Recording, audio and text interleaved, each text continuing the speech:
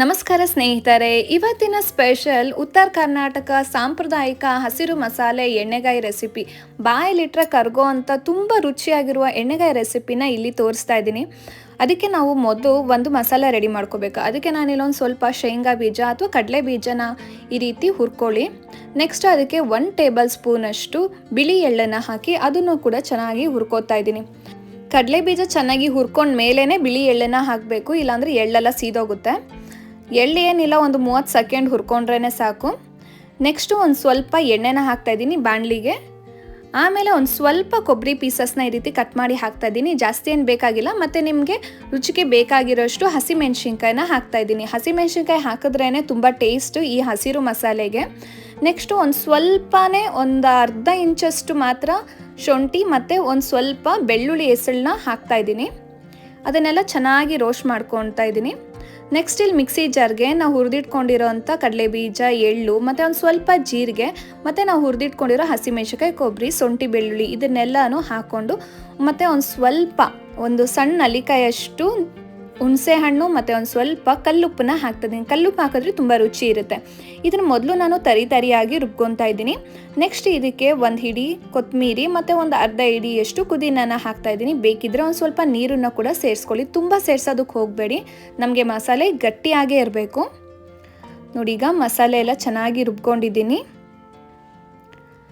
ಈ ಮಸಾಲೆನೇ ಸ್ಮೆಲ್ ತುಂಬ ಚೆನ್ನಾಗಿರುತ್ತೆ. ಇದಕ್ಕೇನು ಚಕ್ಕೆ, ಲವಂಗ, ಮೆಣಸು ಇದೇನೂ ಹಾಕೋ ಅವಶ್ಯಕತೆ ಇಲ್ಲ. ತುಂಬ ಸಿಂಪಲ್ಲಾಗಿ ಮಾಡ್ಕೊಳೋಂಥದ್ದು, ಆದರೆ ತುಂಬಾ ರುಚಿಯಾಗಿರುತ್ತೆ. ಈಗ ಅದೇ ಮಸಾಲೆಗೆ ನಾನಿಲ್ಲಿ 1.5 ಅಥವಾ 2 ಟೇಬಲ್ ಸ್ಪೂನಷ್ಟು ಧನಿಯಾ ಪುಡಿನ ಹಾಕ್ಕೊಂಡು ಚೆನ್ನಾಗಿ ಮಿಕ್ಸ್ ಮಾಡ್ಕೊತಾ ಇದ್ದೀನಿ. ಮಿಕ್ಸಿ ಜಾರ್ಗೆ ಹಾಕಿ ನೀವು ರುಬ್ಕೋಬೋದು, ಆದರೆ ಅವಾಗ ಸ್ವಲ್ಪ ತೆಳುವಾಗ್ಬಿಡುತ್ತೆ ಅಥವಾ ರುಬ್ಬೋದಕ್ಕೆ ಕಷ್ಟ ಆಗುತ್ತೆ. ಈ ರೀತಿ ಹಾಕಿದ್ರೆ ಮಸಾಲೆ ಗಟ್ಟಿ ಆಗುತ್ತೆ. ನೆಕ್ಸ್ಟ್ ನಾನಿಲ್ಲಿ ಬದನೆಕಾಯಿಗಳನ್ನ ಸಣ್ಣ ಬದನೆಕಾಯಿ ತೊಗೊಂಡ್ರೆ ತುಂಬ ಚೆನ್ನಾಗಿರುತ್ತೆ ಎಣ್ಣೆಗಾಯಿ ಮಾಡೋದಕ್ಕೆ.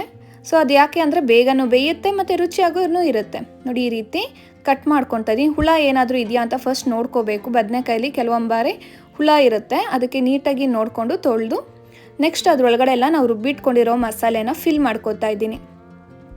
ಈ ರೀತಿ ನೀಟಾಗಿ ಎಲ್ಲ ಕಡೆನೂ ಈ ಮಸಾಲೆನ ಫಿಲ್ ಮಾಡ್ಕೊಳ್ಳಿ. ಇದು ಮಾಡೋದು ತುಂಬಾ ಸುಲಭ, ತುಂಬಾ ರುಚಿಯಾಗಿರುತ್ತೆ. ಹೆಚ್ಚು ಸಮಯನೂ ಹಿಡಿಸಲ್ಲ. ಹಾಗೆ ಮಸಾಲೆ ಐಟಮ್ಸ್ ಎಲ್ಲ ಬೇಡ, ಸ್ವಲ್ಪ ಕಮ್ಮಿ ಮಾಡೋಣ ಅನ್ನೋರು ಕೂಡ ರುಚಿಯಾಗಿ ಎಣ್ಣೆ ಬದನೆಕಾಯಿನ ಮಾಡ್ಕೋಬೋದು. ನೆಕ್ಸ್ಟ್ ನಾನು ಈಗ ಅದೇ ಬಾಣಲಿಗೆ ಇನ್ನೊಂದು ಸ್ವಲ್ಪ ಎಣ್ಣೆನ ಹಾಕ್ಕೊಂಡು ಈಗ ನಾವು ಫಿಲ್ಲಿಂಗ್ ಮಾಡ್ಕೊಂಡಿದ್ವಲ್ಲ ಸ್ಟಫ್ಡ್ ಬದನೆಕಾಯಿ, ಅದನ್ನೆಲ್ಲನೂ ಎಣ್ಣೆಗೆ ಹಾಕೋತಾ ಇದ್ದೀನಿ. ಇದನ್ನು ನೀವು ಎಣ್ಣೆಯಲ್ಲೇ ಚೆನ್ನಾಗಿ ಫ್ರೈ ಮಾಡ್ಕೊಳ್ಳಿ, ಆವಾಗ ಸಖತ್ ಟೇಸ್ಟಿಯಾಗಿರುತ್ತೆ. ಬದನೆಕಾಯಿ ಬಾಯಲ್ಲಿಟ್ರೇ ಕರ್ಗೋಗ್ತಾ ಇರುತ್ತೆ, ಅಷ್ಟು ಚೆನ್ನಾಗಿರುತ್ತೆ. ಇದನ್ನು ತಿರುಗಿಸ್ಕೊಂಡು ಎಲ್ಲ ಕಡೆಯಿಂದನೂ ಬದನೆಕಾಯಿನ ಚೆನ್ನಾಗಿ ಎಣ್ಣೆಯಲ್ಲೇ ಫ್ರೈ ಮಾಡ್ಕೊತಾ ಬನ್ನಿ. ಫ್ರೈ ಮಾಡಬೇಕಾದ್ರೆ ಹುಷಾರು, ನಾವು ತುಂಬ ಗಾಬರಿಯಾಗಿ ಆ ಥರ ಎಲ್ಲ ಫ್ರೈ ಮಾಡೋಕ್ಕೆ ಹೋಗ್ಬಾರ್ದು, ಯಾಕಂದರೆ ಒಳಗಡೆ ಇರೋ ಮಸಾಲೆ ಎಲ್ಲ ಬಿಟ್ಕೊಬಿಡುತ್ತೆ. ಸೊ ಈ ರೀತಿ ನಿಧಾನವಾಗಿ ಇದನ್ನು ತಿರುಗಿಸ್ಕೊಳ್ತಾ ಬೇಯಿಸ್ಕೊಳ್ಳಿ. ಉರಿನ ಮೀಡಿಯಮಲ್ಲಿ ಇಟ್ಕೊಳ್ಳಿ. ತುಂಬ ಉರಿ ಇಟ್ಟರೆ ಮೇಲೆ ಎಲ್ಲ ರೋಸ್ಟ್ ಆಗಿರುತ್ತೆ, ಒಳಗಡೆ ಸರಿಯಾಗಿ ಬೆಂದಿರಲ್ಲ. ಸೊ ಮೀಡಿಯಮ್ ಉರಿಯಲ್ಲಿ ಒಂದು 5 ನಿಮಿಷ ಇದನ್ನು ಚೆನ್ನಾಗಿ ರೋಸ್ಟ್ ಮಾಡ್ಕೊಳ್ಳಿ. ನೋಡಿ, ಈಗ ಬದನೆಕಾಯಿ ಎಲ್ಲ ಎಂಥ ಕಲರ್ ಬಂದಿದೆ ಅಂತ, ಬ್ರೈಟ್ ವೆಲ್ವೆಟ್ ಕಲರ್ ಬಂದಿದೆ ಅಲ್ಲ.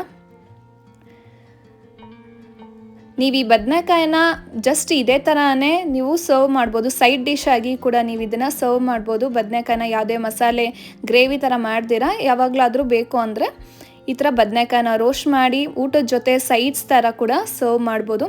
ನೆಕ್ಸ್ಟ್ ನಾನಿಲ್ಲಿ ಅದೇ ಬಾಣಲಿಗೆ ಒಂದು ಈರುಳ್ಳಿನ ಸಣ್ಣದಾಗಿ ಹಚ್ಚಿ ಹಾಕ್ಕೊತಾ ಇದ್ದೀನಿ. ಆ ಮಸಾಲೆ ಏನಿರುತ್ತೆ ಅದರಲ್ಲೇ ಹಾಕಿ ಏನು ಪರವಾಗಿಲ್ಲ. ನೆಕ್ಸ್ಟ್ ಅದಕ್ಕೊಂದು ಸ್ವಲ್ಪ ಕರಿಬೇವಿನ ಸೊಪ್ಪು ಮತ್ತು ನಾವು ರುಬ್ಬಿಟ್ಕೊಂಡಿದ್ವಲ್ಲ ಮಸಾಲೆ, ಅದನ್ನು ಹಾಕ್ತಾ ಇದ್ದೀನಿ. ಮತ್ತು ಬಟ್ಲು ತೊಳೆದಿರೋ ಅಂಥ ನೀರನ್ನು ಕೂಡ ಇದಕ್ಕೆ ಸೇರಿಸ್ಕೊತಾ ಇದ್ದೀನಿ. ನೆಕ್ಸ್ಟ್ ನಾನು ಮಿಕ್ಸಿ ಜಾರ್ನ ತೊಳೆದು ಆ ನೀರನ್ನು ಕೂಡ ಇದಕ್ಕೆ ಸೇರಿಸ್ಕೊತಾ ಇದ್ದೀನಿ. ಯಾಕಂದರೆ ಅದು ಮಸಾಲೆ ನಾವು ತುಂಬ ಗಟ್ಟಿಗೆ ರುಬ್ಕೊಂಡಿರ್ತೀವಲ್ಲ, ಸೊ ಆದಷ್ಟು ಮಸಾಲೆ ಮಿಕ್ಸಿ ಜಾರಲ್ಲೇ ಉಳ್ಕೊಂಡಿರುತ್ತೆ. ನೆಕ್ಸ್ಟ್ ಅದಕ್ಕೊಂದು ಸ್ವಲ್ಪ ಕಲ್ಲುಪ್ಪನ್ನ ಹಾಕ್ಕೋತಾ ಇದ್ದೀನಿ.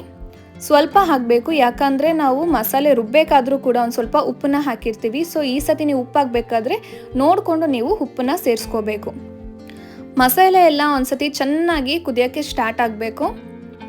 ಮಸಾಲೆ ಕುದಿಯೋಕ್ಕೆ ಸ್ಟಾರ್ಟ್ ಆದರೆ ಒಂದು 2ರಿಂದ 3 ನಿಮಿಷ ಅದನ್ನು ಚೆನ್ನಾಗಿ ಕುದಿಸ್ಕೊಳ್ಳಿ. ಆಮೇಲೆ ನಾವು ಮೊದಲೇ ಫ್ರೈ ಮಾಡಿ ಇಟ್ಕೊಂಡಿದ್ವಲ್ಲ ಬದನೆಕಾಯಿನ, ಅದನ್ನು ಒಂದೊಂದಾಗಿ ನಿಧಾನವಾಗಿ ಈ ಮಸಾಲೆ ಒಳಗಡೆ ಹಾಕ್ಕೊಳ್ಳಿ. ನಿಮಗೆ ಗೊಜ್ಜು ಏನಾದರೂ ಇನ್ನೂ ಸ್ವಲ್ಪ ತೆಳುವಾಗಿ ಬೇಕು ಅಂದರೆ ಒಂದು ಸ್ವಲ್ಪ ನೀರನ್ನು ಕೂಡ ಸೇರಿಸ್ಕೋಬೋದು. ನೆಕ್ಸ್ಟ್ ನಾನಿಲ್ಲಿ ಬದನೆಕಾಯಿಗಳನ್ನೆಲ್ಲನೂ ಒಂದೊಂದಾಗಿ ಮಸಾಲೆ ಒಳಗಡೆ ಹಾಕೋತಾ ಇದ್ದೀನಿ. ಮಸಾಲೆ ಒಳಗಡೆ ಬದನೆಕಾಯಿನ ಹಾಕಬೇಕಾದ್ರೂ ನಿಧಾನವಾಗಿ ಹುಷಾರಾಗಿ ಹಾಕೋಬೇಕು, ತಿರ್ಗಿಸ್ಕೋಬೇಕಾದ್ರೂ ಅಷ್ಟೇ ಹುಷಾರವಾಗಿ ನಿಧಾನವಾಗಿ ತಿರ್ಸ್ಕೋಬೇಕು, ಇಲ್ಲಾಂದರೆ ಒಳಗಡೆ ತುಂಬಿರೋ ಮಸಾಲೆ ಎಲ್ಲನೂ ಹೊರಗಡೆ ಬಂದ್ಬಿಡುತ್ತೆ. ಅದಕ್ಕೋಸ್ಕರ ನೆಕ್ಸ್ಟ್ ಇದನ್ನು ಲಿಡ್ ಕ್ಲೋಸ್ ಮಾಡಿ ಒಂದು 5ರಿಂದ 8 ನಿಮಿಷ ಇದನ್ನು ಮೀಡಿಯಮ್ ಫ್ಲೇಮಲ್ಲಿ ಬೇಯಿಸ್ಕೊತಾ ಇದ್ದೀನಿ. ನೋಡ್ತಿರ್ಬೋದು ಎಣ್ಣೆ ಎಲ್ಲನೂ ಮಸಾಲೆಯಿಂದ ನೀಟಾಗಿ ಸಪ್ರೇಟ್ ಆಗಿದೆ, ಅಂದರೆ ಮಸಾಲೆ ಎಲ್ಲ ಚೆನ್ನಾಗಿ ಬೆಂದಿದೆ ಅಂತ. ನೀವು ಬದನೆಕಾಯಿನ ತಿರ್ಗಿಸ್ಕೋಬೇಕಾದ್ರೂ ಅಷ್ಟೇ ಇದೇ ರೀತಿ ನಿಧಾನವಾಗಿ ತಿರ್ಗಿಸ್ಕೊಳ್ತಾ ಬರಬೇಕು. ಲಾಸ್ಟಲ್ಲಿ ನಾನೊಂದು 1/4 ಟೀ ಸ್ಪೂನ್ ಅಷ್ಟು ಗರಂ ಮಸಾಲೆ ಪುಡಿನ ಹಾಕ್ತಾ ಇದ್ದೀನಿ. ಇದು ಕಂಪ್ಲೀಟ್ಲಿ ಆಪ್ಷನಲ್ಲು, ನೀವು ಚಕ್ಕೆ ಲವಂಗ ಏನೂ ಹಾಕಿಲ್ಲ ಅಂದರೂ ಕೂಡ ಗರಂ ಮಸಾಲೆನ ಕಂಪ್ಲೀಟಾಗಿ ಸ್ಕಿಪ್ ಮಾಡ್ಬೋದು. ನಿಮ್ಗೆ ಬೇಡ ಅಂದರೆ ಏನೂ ಹಾಕ್ದೇನೋ ಇದು ತುಂಬಾ ರುಚಿಯಾಗಿರುತ್ತೆ. ಸೊ ನೀವು ಕೂಡ ಮನೆಯಲ್ಲಿ ಒಂದ್ಸತಿ ಟ್ರೈ ಮಾಡಿ ಹೇಗಿತ್ತು ಅಂತ ನನಗೆ ಕಮೆಂಟಲ್ಲಿ ತಿಳಿಸಿ.